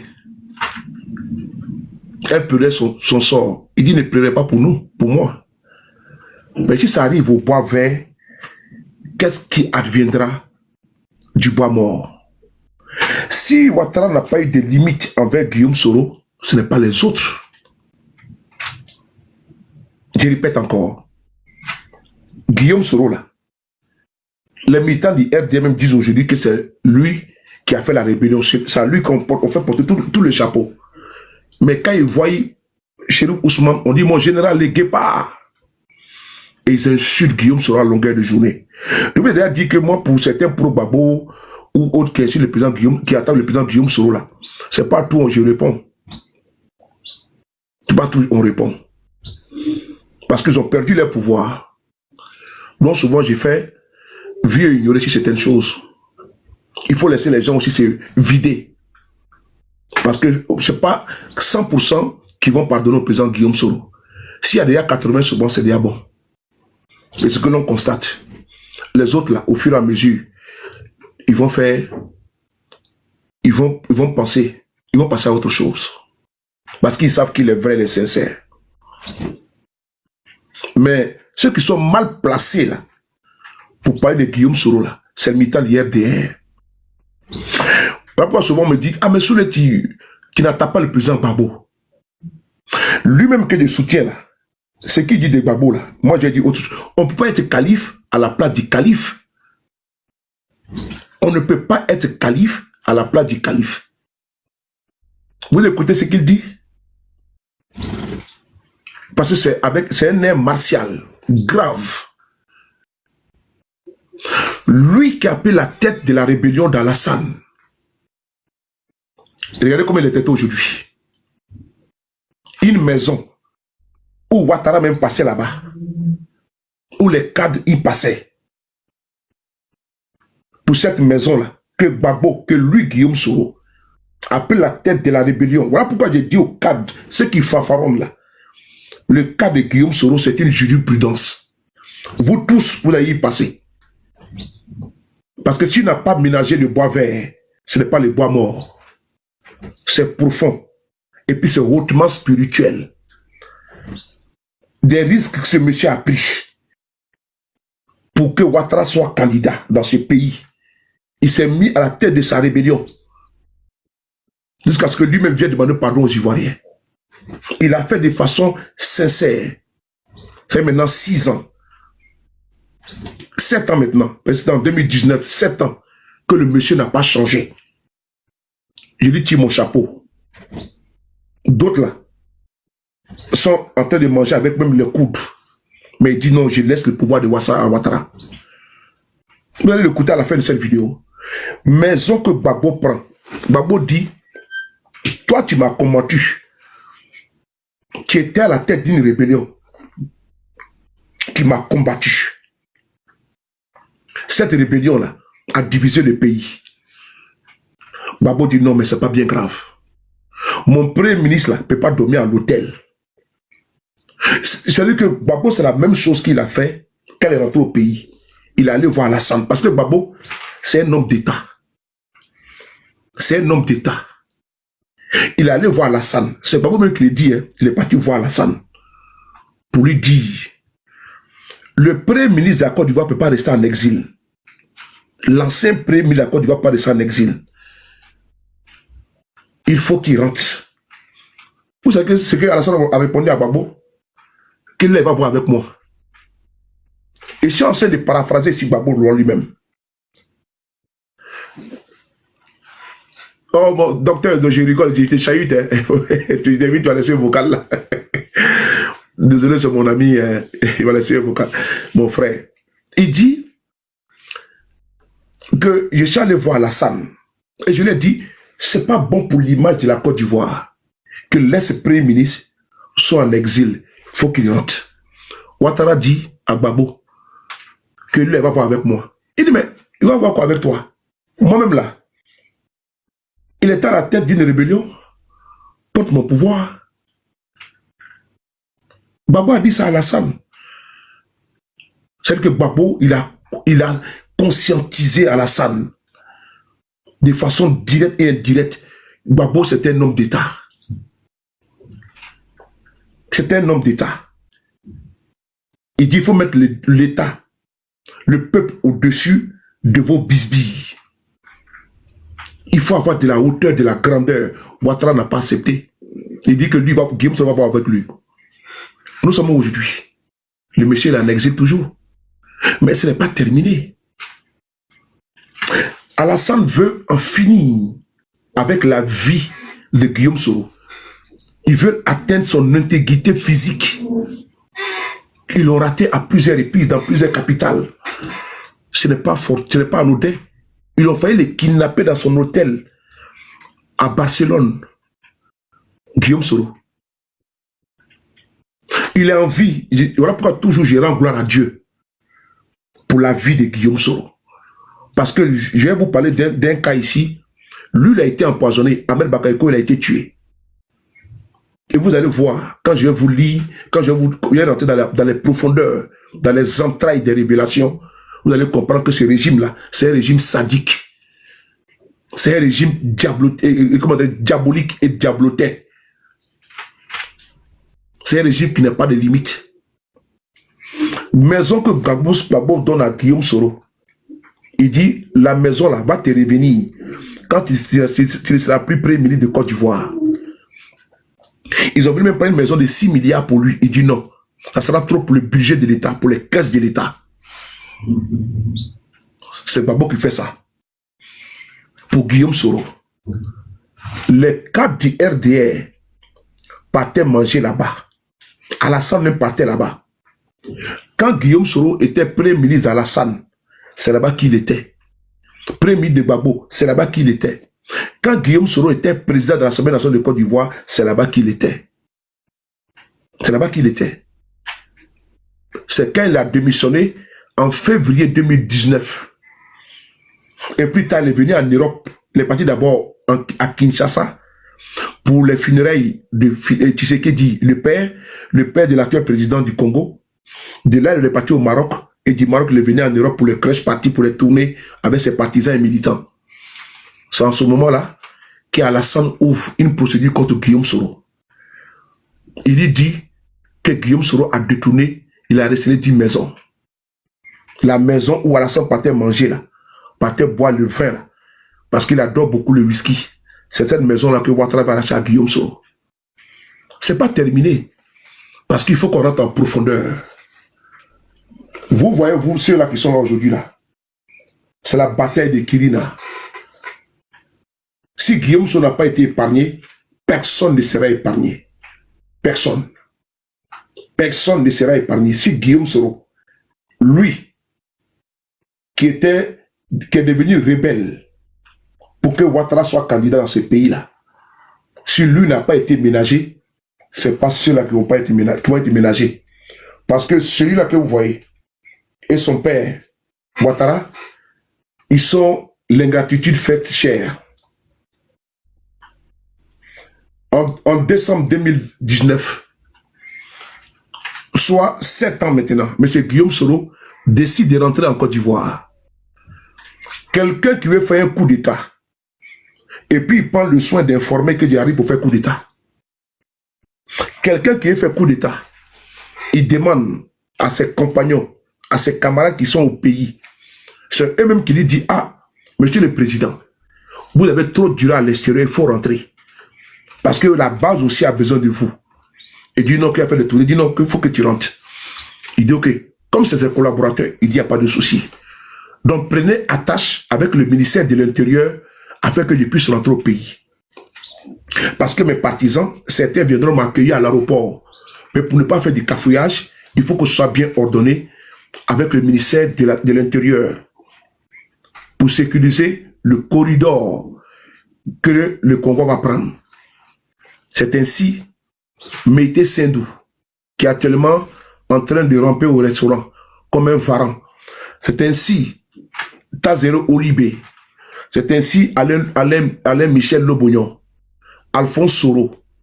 Ces personnes-là, collaborateurs du président Guillaume Soro à l'époque, c'est eux qui se sont rapprochés du ministère de l'Intérieur. Les vidéos sont là. Les preuves sont sur YouTube et sur Facebook. Tout ce que j'ai dit là, tout est sourcé. Je ne viens pas ici jeter des inepties. Je dis tout ce que je dis ici là, c'est sourcé. Ils se sont rapprochés, les vidéos sont là. Ils sont là auprès du ministère de l'Intérieur, avec le ministre actuel de l'Intérieur, Vagondo Diomandé, avec lequel ils ont travaillé. Ils ont fait cas du retour du président Guillaume Soro en Côte d'Ivoire. La date qui a été donnée, c'était le 22.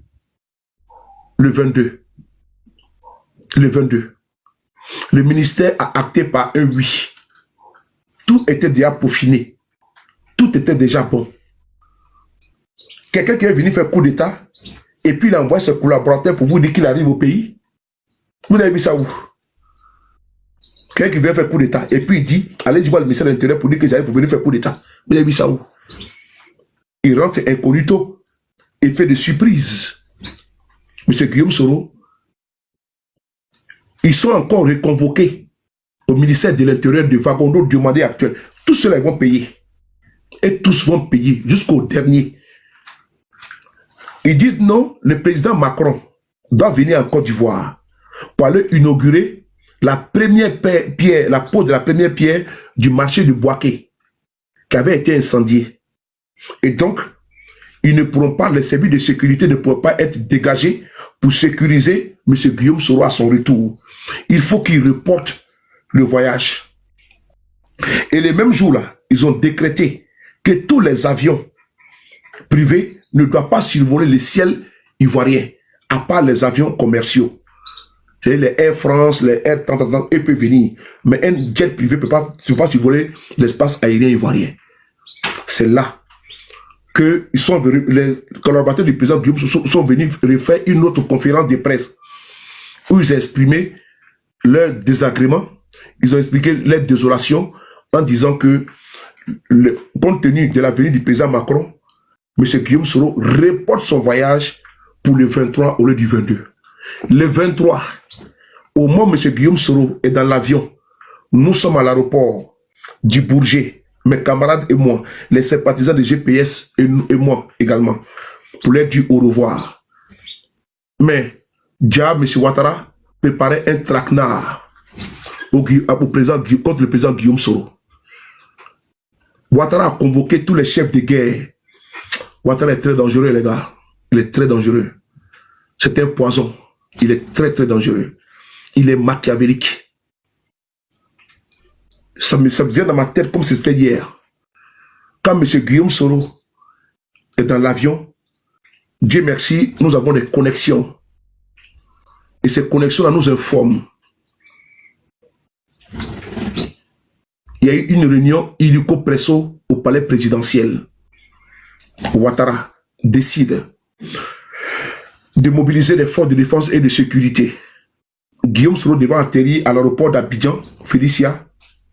Ils ont détourné pour qu'il atterrisse au GATL, qui était un aéroport militaire. Là-bas, ils ont militarisé l'aéroport avec des armes de guerre, des 12-7 qui étaient montés sur des pick-up et autres. Ils ont mobilisé des gens de IB. C'est eux qui devaient finir avec le président Guillaume Soro. Ils devaient en finir avec lui. Ils ont mobilisé les gens pour assassiner Guillaume Soro le 23 décembre 2019.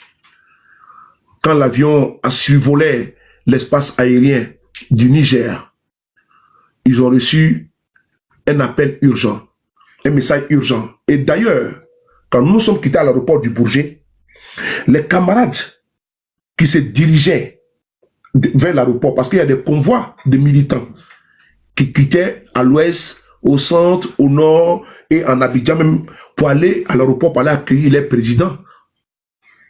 Ils ont commencé à bloquer les convois. Ils ont commencé à arrêter les gens. Comme moi, je suis quitté à l'aéroport, je suis allé faire des courses. J'arrive en bas de la maison, c'est là que je reçois des appels pressants. Je me dis que c'est chaud, ça ne va pas. Ils ont commencé à assiéger le siège de GPS, la résidence du président Guillaume Soro, avec les encagoulés. Alassane Ouattara et le RDR, ils sont ingrats. Je suis en train ici de vous dérouler les faits. Parce qu'un peuple sans histoire est un monde sans âme. On doit être du côté de la vérité. Parce que Dieu est vérité. Dieu il est juste et il est équitable. Voilà pourquoi, pour nom de ma conscience et au nom de la vérité, je ne peux trahir M. Guillaume Soro parce que je sais qu'il est dans la vérité. Il est victime d'une cabale politico-judiciaire de la part d'Alassane Ouattara, l'ingrat Siefé. Le mot n'est pas fort. C'est un monsieur qui est ingrat. Il a été ingrat envers Ahmed Bakayoko. Monsieur Guillaume Soro, l'avion étant à 10 000 pieds, nous, on se rend compte que c'est grave. Arrestation de ses petits frères, arrestation au siège de GPS, gaz lacrymogène partout. Ils allaient battre Guillaume Soro. C'était le plan que Ouattara avait fait. Et il a pris le soin de convoquer les chefs de guerre, tous les chefs de guerre de l'époque, à l'époque de la rébellion, ont été convoqués au palais présidentiel. Il n'a pas convoqué le commandement de l'armée, ni de la police, ni de la gendarmerie, non. Il a convoqué uniquement que les chefs de guerre. Les Koné Zakaria, les shérifs Ousmane et autres. La photo, elle est là. Vous avez vu la photo? Je ne vais pas me perdre mon temps sur ça. Et au cours de cette réunion, Alassane est dangereux, il est toxique et il est cancérigène. Au cours de cette réunion, ceux qui ont assisté à la réunion, je peux ici vous dire, voilà, ce qui s'est passé. Parce que je l'ai déjà répété, je vais me répéter. Ceux qui étaient au cœur de cette réunion, on nous a dit, ils m'ont dit ce qui s'est passé. Et j'avais dit auparavant. Parce que où il est dans son système là, il y a des gens qui ne sont pas d'accord avec lui, même certains de ses ministres. Certains même qui sont dans son entourage. Mais un jour il le saura. Quand il sera assis par terre là, et puis il va donner conseil, il va comprendre. Alassane fait jouer un audio dans cet audio-là, il fait croire que M. Guillaume Soro arrive pour venir faire un coup d'État. Donc, pour empêcher les chefs de guerre de réagir suite à l'assassinat de Guillaume Soro, ils ont été bloqués au palais présidentiel. Ils ont été bloqués au palais présidentiel. Et l'avion de Guillaume Soro devait atterrir au GATL. Et c'est là-bas, tout avait été préparé. C'est l'opérateur qui a envoyé un message au pilote pour lui dire que si vous atterrissez à Abidjan, ce n'est pas bon. Il faut trouver un autre aéroport parce que tout l'aéroport est militarisé. C'est là qu'ils ont pu avoir l'autorisation d'atterrir au Ghana. Et Guillaume Soro a voulu rentrer par la route. Alassane Ouattara a appelé l'ancien président du Ghana, Nana Akufo-Addo, pour empêcher Guillaume Soro de descendre de l'avion. Et Guillaume Soro a voulu descendre et venir par la route. Ouattara, pendant ce temps, il a dépêché Kone Zakaria à la tête d'un bataillon à la frontière de la Côte d'Ivoire et du Ghana pour faire feu sur tout véhicule dans lequel Guillaume Soro se trouverait. Nous avons les photos, nous avons publié sur les réseaux, on a publié. Certains qui étaient dans le commando, on a publié ces photos. Parce que les preuves, parce qu'ils pensent que ils ont tellement nettoyé au sein de l'armée qu'ils n'ont pas des personnes qui désapprouvent les actes. Quand les chefs de guerre, avant que Kone Zakaria ne soit dépêché, Ouattara a fait écouter un audio. Je vais parler de cet audio-là. Dans cet audio-là, on entend M. Guillaume Soro effectivement en train de parler avec un certain Olivier Bazin. J'assume et je le dis une fois de plus. L'enregistrement là, M. Guillaume Soro a eu effectivement des échanges avec M. Olivier Bazin. Des barbouzes qui avaient été envoyés par Ambak, lui-même qui sera empoisonné plus tard par le même régime d'Alassane Ouattara. Ambak qui a été empoisonné par eux. Quand M. Guillaume Soro se rend compte qu'il est en train d'être épié, d'être espionné par Olivier Bazin et son comparse, M. Guillaume Soro décide de jouer le jeu. Et il en informe Alassane Ouattara lui-même pour lui dire qu'il est espionné par des gens. Vous savez ce que M. Ouattara dit? M. Ouattara dit, ça, c'est Ambak qui est à la base. M. Guillaume Soro est vivant. Sans oublier également, monsieur et madame Afoussi Bamba, ma mère, elle est vivante. Elle est vivante. Et tout à l'heure, je vais vous parler de l'ONU. ONU, je vais écrire ici ONU pour ne pas oublier.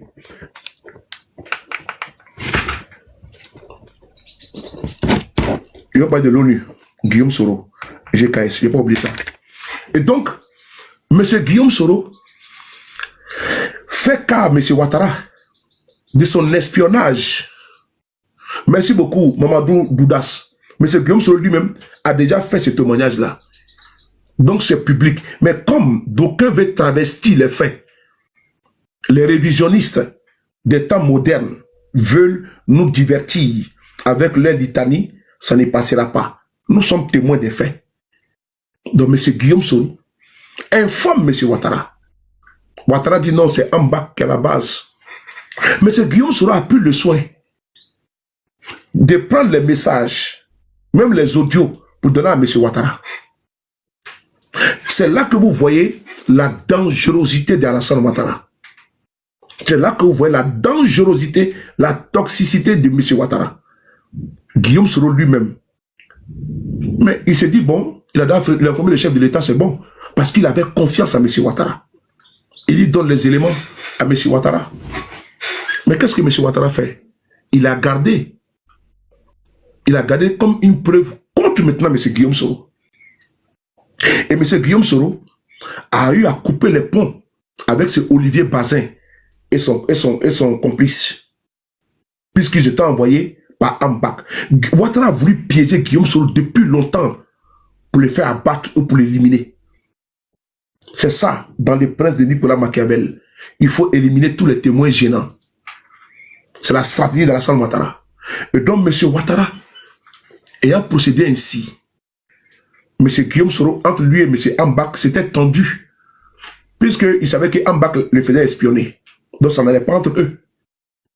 Mais M. Guillaume Soro a décidé de continuer au nom de l'État. Même quand il se voyait là, c'était tendu en lui et Ambak. Parce qu'il n'a pas apprécié ça. Les emails, les échanges qui ont eu lieu entre eux, M. Guillaume Soro a mis ça à disposition. On a vu sur les réseaux ici, les échanges. C'est là que la ministre Afoussi était sortie. Elle dit, l'audio que vous avez joué là, il faut jouer le complet. Parce qu'il ne suffit pas de couper une partie et puis falsifier. Et là, nous sommes en 2017. Et regardez la dangerosité de Alassane Ouattara. Les faits se sont passés en 2017. Là où M. Guillaume Soro lui-même a pris le soin d'informer M. Ouattara et de faire même enregistrer les messieurs donnant à M. Ouattara et de jouer le jeu. Mais ils ont fait quoi? Ils ont coupé une partie. C'est comme je parle ici au conditionnel. Si je vais te gifler, ça c'est le conditionnel. Si je vais te gifler. Et puis maintenant je dis, je vais te gifler. Ça c'est l'affirmatif. Je vais te gifler. Ce n'est plus au conditionnel. Si. Donc ils ont coupé l'audio de M. Guillaume Soro. Ils ont fait croire que les faits se sont passés en 2019. Je me répète encore. L'audio qui a été joué, soit disant M. Guillaume Soro veut faire un coup d'état là. M. Guillaume Soro a joué le jeu. Et M. Ouattara était informé de la situation. Les emails là ont été produits par nous-mêmes sur les réseaux d'échanges entre M. Guillaume Soro et ses barbouzes. Les faits qui sont passés en 2017, c'est quand M. Guillaume Soro vient rentrer en 2019 que M. Ouattara prend l'audio là, il fait jouer devant les chefs de guerre pour dire voici, Guillaume Soro vient pour faire un coup d'état. Voici comment Ouattara est sadique. Il est sadique. Il est dangereux. Ouattara est dangereux. Il a pris un audio des enregistrements qui ont eu lieu, une conversation qui a eu lieu en 2017. Et quand Guillaume Soro rentrait, il fait sortir ça, il donne ça à Abdou Richard. Abdou Richard dit que c'est les services de renseignement qui ont intercepté.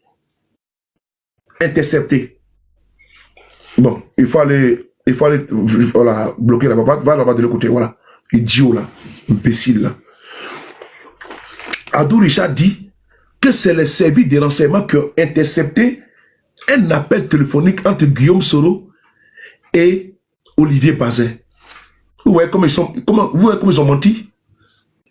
Un enregistrement qui a eu lieu en 2017, on vient le mettre en 2019 et on dit ça a eu lieu en 2019 là. Donc quand Guillaume Soro rentrait, il venait pour faire un coup d'état et on fait jouer l'audio.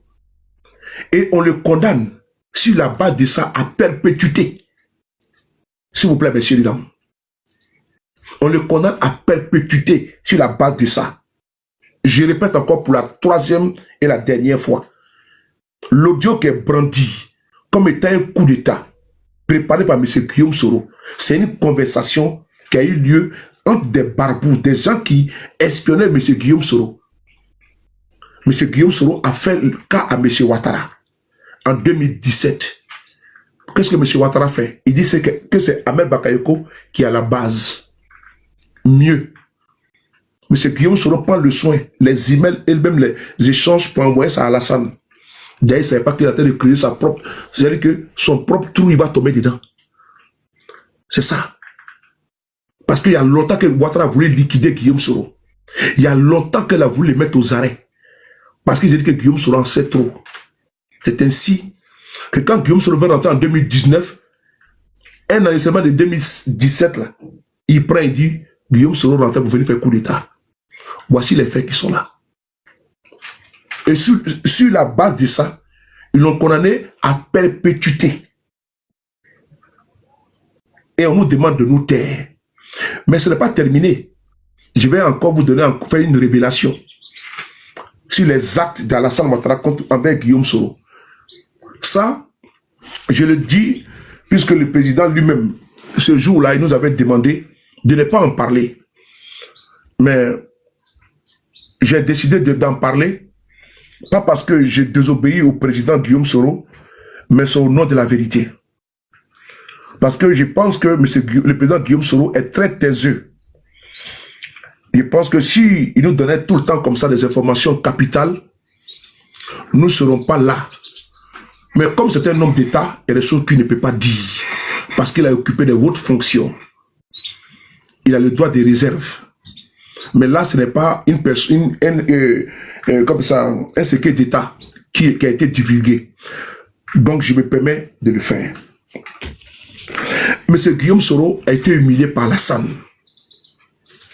Par Alassane Ouattara.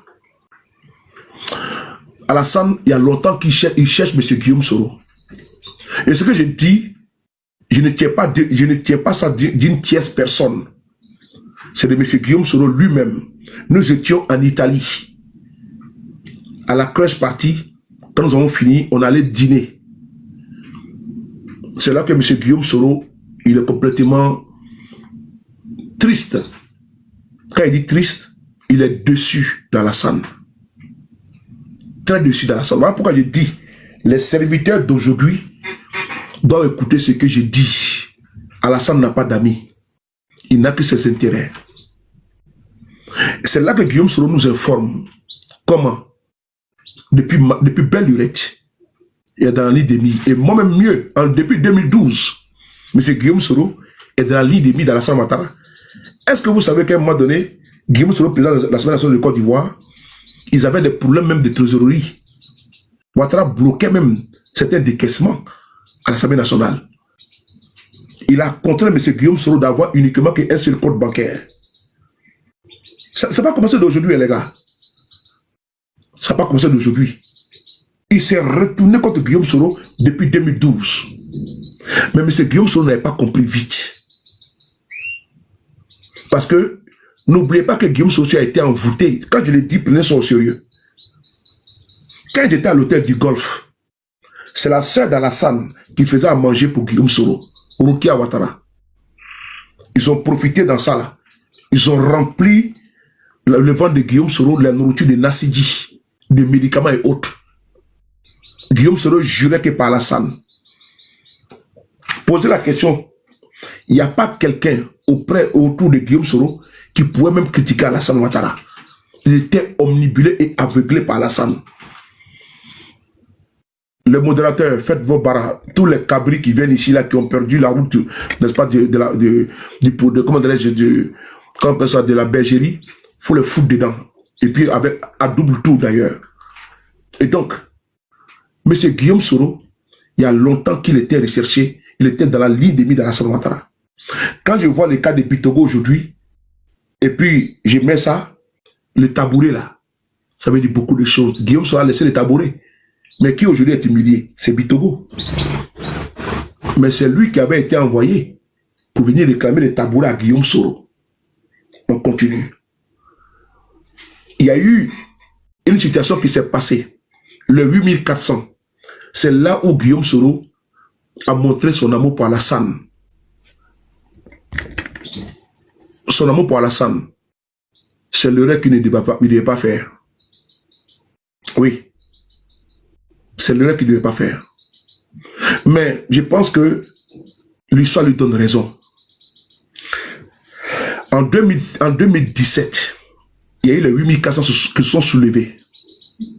Il y a eu également des armes qui ont été découvertes dans la résidence secondaire de Soul to Soul à Bouaké.